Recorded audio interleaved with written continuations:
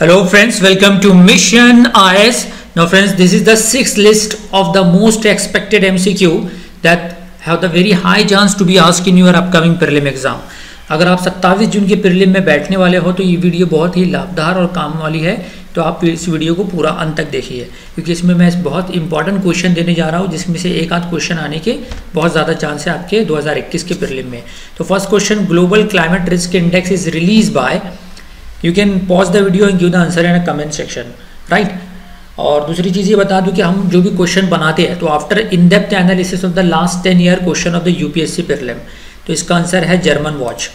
Next question, you can read here the explanation, global climate risk index is publish annually, ये ध्यान रखना है, ये एनुअली मतलब हर साल रिलीज की जाती है by the German watch, a non profit non governmental organisation based in Bonn, Germany.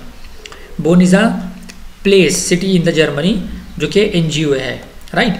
तो इस पे भी क्वेश्चन आ सकता है कि German watch is a non governmental organisation है, प्राइवेट नहीं है ना ही गवर्नमेंट है।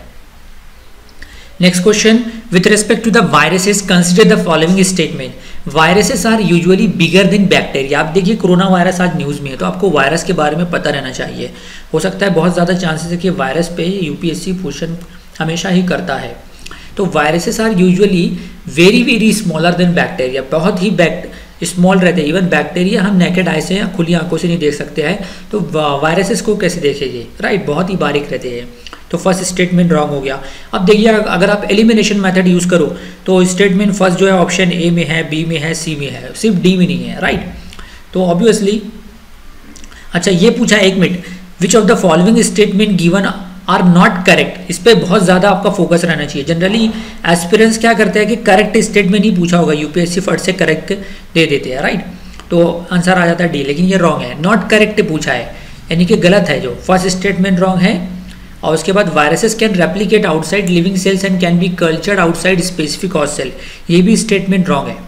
लिविंग सेल में होता सिर्फ ओनली लिविंग सेल में ही होता है, राइट, आउटसाइड लिविंग सेल नहीं होता है, या आउटसाइड लिखा हुआ है, लिविंग सेल के अंदर होता है। तो स्टेटमेंट सेकंड भी रॉन्ग हो गया। तो 1 and 2 डेफिनेटली नॉट करेक्ट है। तो 1 and 2 किधर है, option C, option C is correct.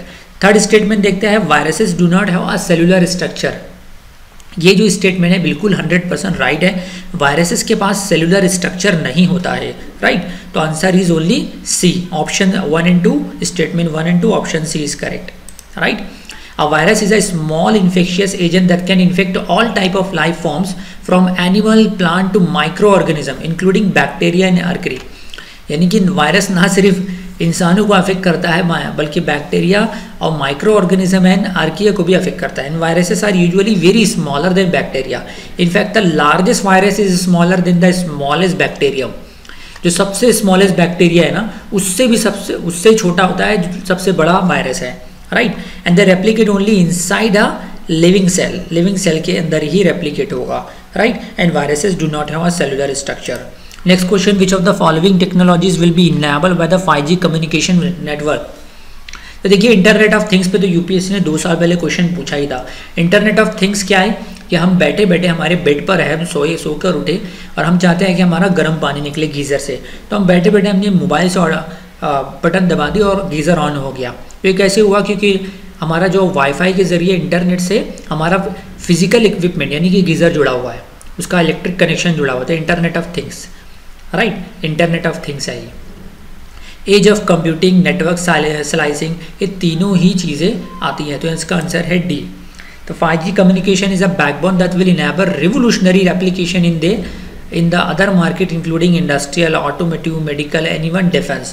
For the world that is becoming increasingly connected with the internet of things, 5G significant improvement in the speed at least 10 times। तो 5G के लिए इतना ध्यान रखिए कि 10 times फास्टर रहेगा 4G, जो कि 1 सेकंड में यानी 10 GB पर सेकंड तक के देगा स्पीड, राइट।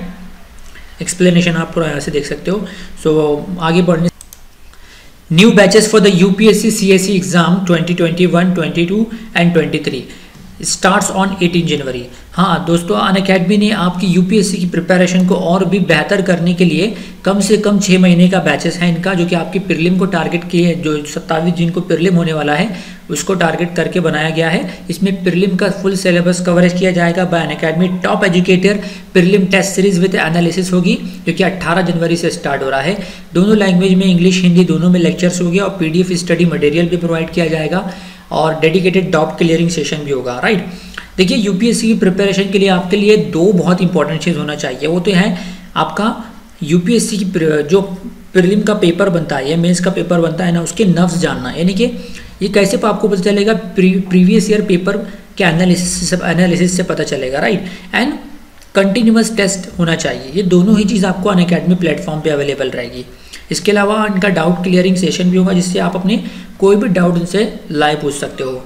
तो इनका 1 साल का कोर्स है, मतलब 2021 का 2022 का भी कोर्स है, देन 2023 को भी टारगेट करके बनाया गया है। अगर आप ग्रेजुएशन कर रहे हो और साथ साथ में यूपीएससी का प्रिपरेशन 2023 को टारगेट करके प्रिपरेशन कर रहे हो, तो इसमें पार्टिसिपेट कर सकते हो, जो कि 18 जनवरी से स्टार्ट होने वाला है।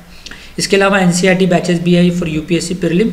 इसमें एनसीईआरटी का कंप्लीट कवरेज करा जाएगा, यानी कि यूपीएससी जनरली एनसीईआरटी से कैसे क्वेश्चन करता है। जनरली एप्लीकेशन बेस्ड और कॉन्सेप्चुअल क्वेश्चन ही एनसीईआरटी के आते हैं। एनसीईआरटी के डायरेक्ट क्वेश्चन बहुत ही कम आते हैं, लेकिन एप्लीकेशन रहता है, राइट।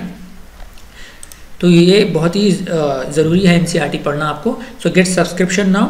अगर आप देखिए, ये डिस्क्रिप्शन में एक लिंक दी हुई है, इस लिंक पे क्लिक करके आप इस कोर्सेस में इनरोल हो सकते हो। इसका जो फीस है 40,000 कम से कम 6 महीने के लिए, लेकिन अगर आप ये कोड डालते हो MIYT10 तो आपको इंस्टेंट 10% डिस्काउंट मिल जाएगा, राइट। एक्स्ट्रा डिस्काउंट मिल जाएगा, जिसके बाद आपको सिर्फ 36,450 पे करना होगा। ये आप देख रहे हो ना कोड MIYT10, ये कोड आपको डालना है। So I hope you understand. Next question, consider the following events: first, bank nationalization, appointment of Narsimhan committee; second and third, introduction of priority sector lending reforms. Which of the following is the correct chronological sequence? Chronological मतलब starting to end, जो सबसे पहले हुआ उसके बाद उसके सबसे last sequence में डालना है, राइट। तो ये सबसे पहले जो हुआ 1969 में फर्स्ट बैंक नेशनलाइजेशन हुआ है ना, इंदिरा गांधी जब पीएम थे। उसके बाद हुआ introduction of priority sector lending और लास्ट में हुआ अपॉइंटमेंट ऑफ नरसिम्हन कमेटी। तो it's option B is correct 132। You can read here the year wise, right. Next question, which of the following are a component of the capital receipts? Capital receipt, first loan recoveries from state government, next disinvestment of part of government equity in central public sector enterprises, third sale of dated government securities. यानी government को, जो आप देखा होगा कि 11 की economic introduction to macro economic book आपको पढ़ना है एनसीईआरटी की, उसमें इससे आपके सारे कॉन्सेप्ट क्लियर हो जाएंगे।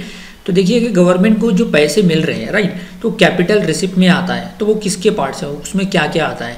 तो ये तीनों ही है, loan recoveries from the state government and disinvestment of part of government equities in central public sector enterprises and third also. So लेकिन जो फोर्थ है ना 1 2 3 है, यानी कि option C is correct, sorry option A is correct, option A is correct. लेकिन जो fourth statement है profit and dividend from its central public sector enterprises, ये नहीं आता है, right. So next question, which of the following are the part of the forensic analysis? First mitochondria DNA. Forensic मतलब जो, जैसे कि फॉर एग्जांपल आपने सुना होगा सीआईडी वगैरह में जो फॉरेंसिक लैब में भेजते हैं, यानी कि रिसर्च के सही मुजरिम को पकड़ने के लिए, that use the microbial things, right. तो माइटोकॉन्ड्रियल डीएनए एनालिसिस भी आता है, पॉलीग्राफ टेस्ट है, and brain electrical oscillation signature profiling. ये तीनों ही फॉरेंसिक में का पार्ट है, तो इसका आंसर है D. So you can, the term forensic investigation refers to the use of science or technology in the investigation and establishment of facts or evidence to be used in the criminal justice or other proceedings. यानी science का इस्तेमाल करते हुए जो तहकीकात की जाती है ताकि सही मुजरिम को पकड़ा जाए, right? And the following are the part of the forensic analysis done to assist the civil and criminal investigation. जो सिविल, जो शहरी और जो मुजरमाना काम तहकीकात है उसमें काम करने के लिए mitochondrial DNA analysis, like mitochondrial DNA typing is a method used by forensic scientist to match the DNA. आपने सुना होगा डीएनए मैच करते हैं फिंगरप्रिंट के जरिए, राइट, एक्सेट्रा वगैरह। And a polygraph, the sample to sample collected at crime scenes to a polygraph test. A polygraph popularly referred to as a lie detector test. Polygraph test आपने फिल्मों में देखा होगा, लास्ट टाइम दैट कसाब का किया था polygraph test, क्या हकीकत वो सही, क्या झूठ तो नहीं बोल रहा है, कितना सच बोल रहा है, ये जानने के लिए लाई डिटेक्टर टेस्ट को कहते हैं polygraph test. And brain electrical oscillation क्या है? By brain electrical oscillation test is applicable in a forensic field for the detection of a person as a suspect, accused, witness or complaint. The BOS test was designed and developed as an alternative method to the use of polygraph based lie detection. Understand? BOS is a neurocognitive indicator of the presence of remembers taking place in the brain.